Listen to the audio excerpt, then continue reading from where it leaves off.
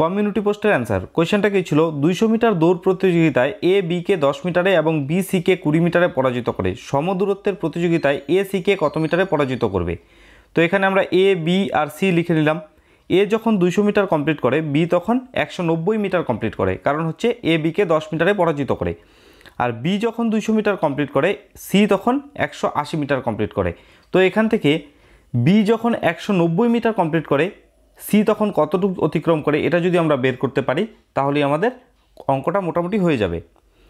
তো বি যখন 200 metre complete করে, সি তখন 180 মিটার কমপ্লিট করে।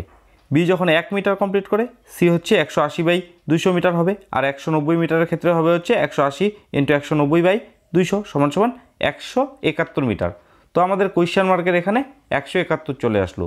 তো এবার দেখা যাচ্ছে রেসটা যখন এ কমপ্লিট করে, সি শুধুমাত্র 171 মিটার অতিক্রম করে, তাহলে এ সিকে পরাজিত করবে হচ্ছে 200 - 171 মিটারে সমান হচ্ছে 29 মিটারে। এটাই হচ্ছে অ্যান্সার। এবার এই অঙ্কটা আমরা সূত্রের সাহায্যেও করতে পারি।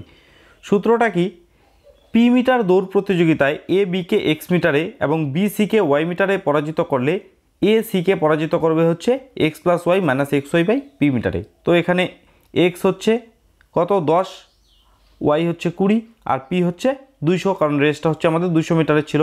এবার সব মান যদি বসাই তাহলে কি হবে, 10 + 20 - 10 × 20/200।